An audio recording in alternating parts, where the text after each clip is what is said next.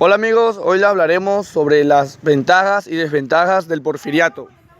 El general Porfirio Díaz en sus 35 años de mandato transformó económicamente a México funcionando un estado fuerte con estabilidad política. Se inició en 1876 tras derrocar al gobierno de Sebastián Lerdo de Tejada a través de un triunfo militar. En las décadas del gobierno, Porfirio Díaz impulsó medidas y reformas que transformaron las estructuras del país. Incrementó las inversiones extranjeras que desarrollaron la agricultura, la minería y la infraestructura vial.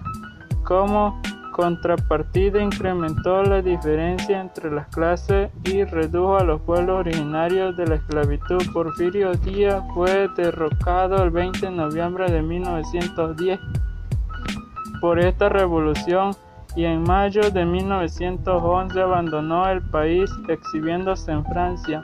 El gobierno de Porfirio Díaz se caracterizó en lo económico por los aspectos muy positivos, independientemente de si se simpatiza o no con el porfirismo. Es justo reconocer Porfirio Díaz fue el aspecto económico uno de los mejores gobiernos. La economía crece en su periodo y esto se va reflejando en que hasta los pobres tenían mejor alimentación que antes de que llegara. A pesar de la historia oficial dice lo contrario. Porfirio Díaz pagó la deuda externa completamente y durante su gobierno las finanzas estuvieron sanas. La inflación estaba al menos del 5% de las inversiones eran numerosas. El país crecía al 7% anual.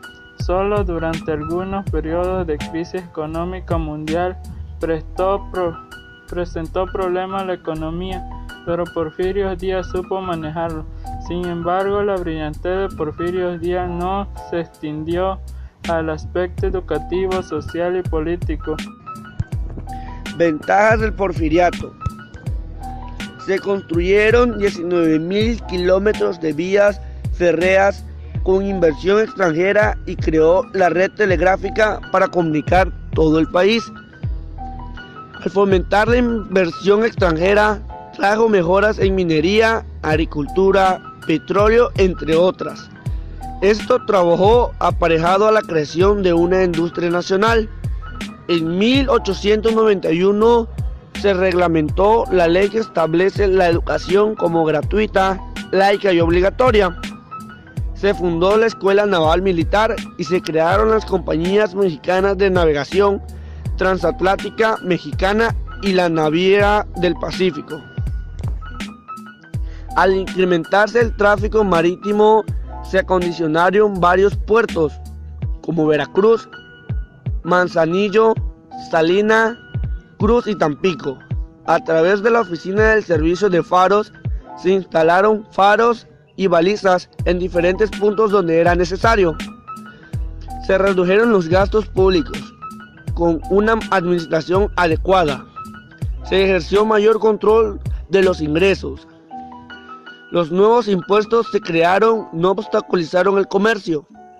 Se creó una orden directa del mismo Díaz, la Universidad Nacional Autónoma de México, la UNAM. Fue impulsado el desarrollo de las artes y la literatura, en especial la pintura. Desventaja del porfiriato. Trajo la política del porfiriato. Fue la gran concentración de tierras, en las cuales trabajaban no eran sus dueños.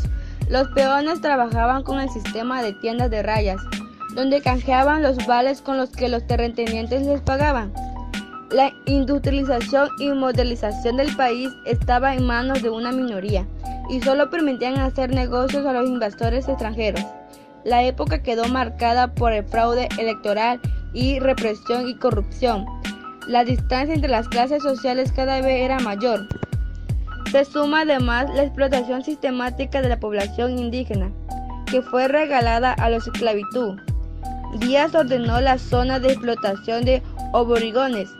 siendo la más notable las de Yucatán y de Valle Nacional. Después de provocar una matanza para quitarle sus tierras, los que quedaron fueron esclavizados por los grandes latifundistas. Además, a los campesinos le fueron arrebatadas sus tierras por orden del propio Díaz. Toda tierra que no estuviese ocupada debía ser confiscada, y muchos campesinos fueron despojados de sus tierras a manos de muchos extranjeros. Todo esto fue el caldo de cultivo para que se produjese la revolución protagonizada por Francisco Madero, en la cual tuvieron participación activa Pancho Villa y Emiliano Zapata. Los peones trabajaban demasiadas horas, recibían pocos salarios o a veces ni eso recibían.